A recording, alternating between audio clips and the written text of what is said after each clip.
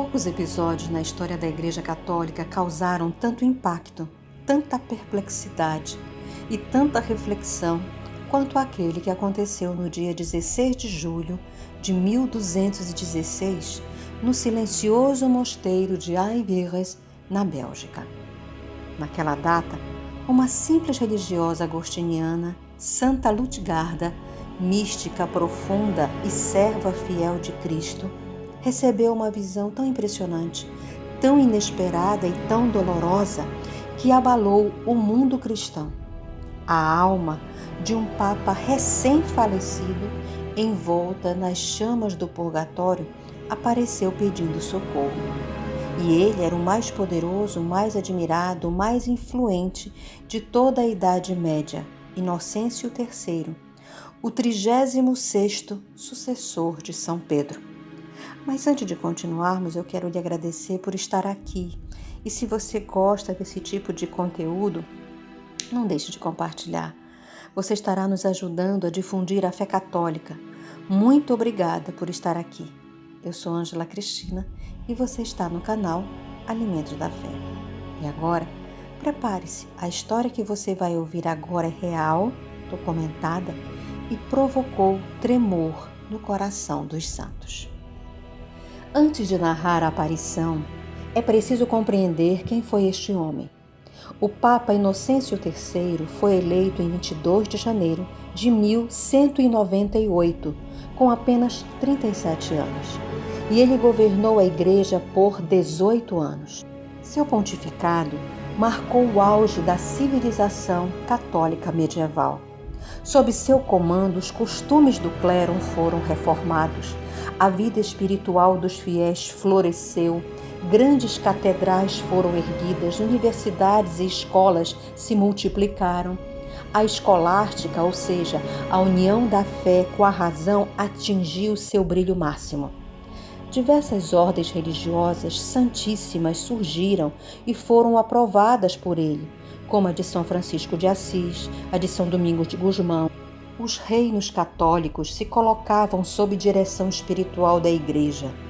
Muitos santos extraordinários floresceram nesse período, entre eles São Boaventura, São Tomás de Aquino, Santa Clara de Assis, Santa Viridiana, Santa Juliana de Liege, São Raimundo Nonato, Santa Matilde, Santa Ângela de Foligno e tantos outros. Inocêncio III era um papa austero, profundo, piedoso, de uma vida simples e reta. Ele era dedicado exclusivamente a Cristo, à Igreja e à salvação das almas. A firmeza com que defendia sua fé fez dele um defensor inabalável da doutrina católica. Ele combateu heresias, corrigiu erros de reis, convocou concílios, exigiu pureza de vida do clero e zelou por cada alma confiada à sua missão.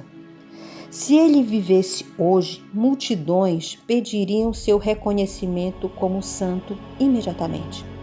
Mas os católicos de outrora tinham mais prudência. Antes de aclamá-lo santo, rezavam por sua alma, e o céu mostrou que eles estavam certos. E quem foi Santa Lutgarda de Aivires?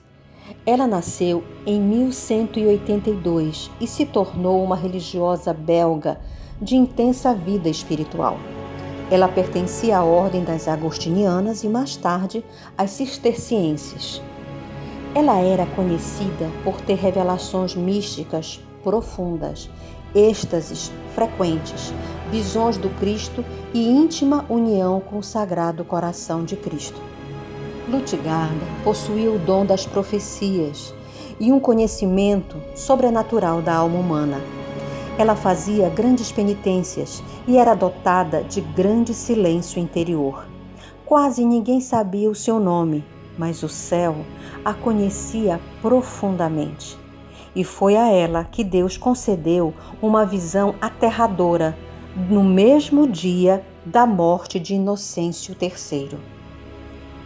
Era o dia 16 de julho de 1216. E naquele dia, enquanto o mundo cristão sequer sabia que o Papa havia falecido, Santa Lutigarda estava recolhida em oração no seu mosteiro, em Aivierres. Nada indicava que algo extraordinário aconteceria, mas, de repente, o ambiente em que ela rezava mudou. O ar tornou-se pesado. Uma presença espiritual de muita intensidade tomou lugar. E diante dela surgiu uma figura envolta em chamas, uma silhueta luminosa e dolorosa, queimando, como se estivesse dentro de um incêndio que não destrói, não consome. Lutigarda estremeceu. Ela não sabia quem era aquela alma envolta em tanto sofrimento. Então, com voz profunda, a figura disse: "Sou o Papa Inocêncio." A santa ficou atônita. Ela não sabia sequer que o Papa havia morrido. E assustada exclamou: "Mas seria possível que o Senhor, nosso Pai comum, se encontrasse em um estado assim?" A resposta dele ecoou como um trovão espiritual. "Ah, aqui é terrível. Estou expiando 3 faltas que teriam causado minha perdição eterna", o espectro disse. "Sim, eu de fato me encontro neste lugar. Estou expiando 3 faltas que teriam causado minha perdição eterna", repetiu. Então, ele explicou que os 3 pecados graves, que eram somente conhecidos apenas por Deus, o haviam levado àquela purificação extrema. E revelou um deles, que o próprio Papa chamou de pecado grave. Durante a recitação do credo, no momento em que se reza falando-se da encarnação, por falta de humildade, eu não curvava a cabeça. Isso é um gesto simples, um movimento de humildade diante de Deus feito homem.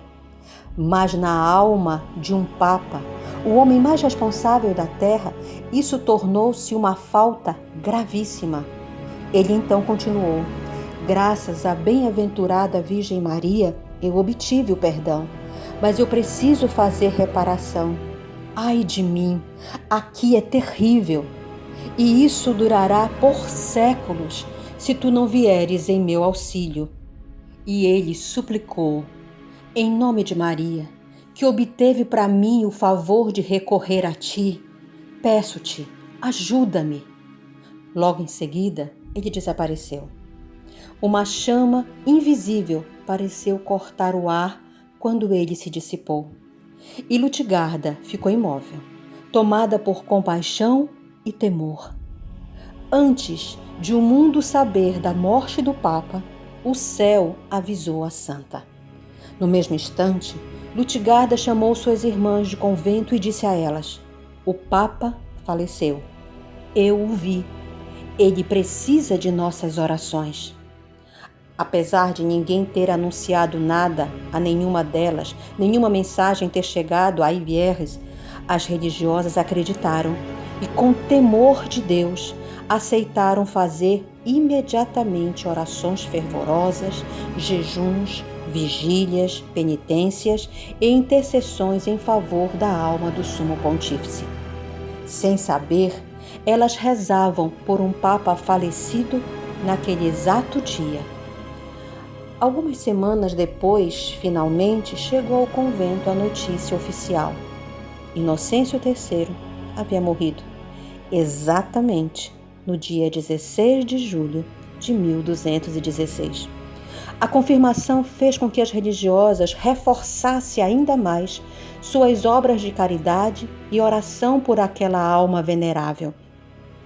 4 séculos depois, São Roberto Bellarmino comentaria esse episódio com uma frase assustadora: "Se um Papa tão digno de louvor se encontra submetido aos mais terríveis tormentos até o dia do juízo, qual prelado não há de tremer?"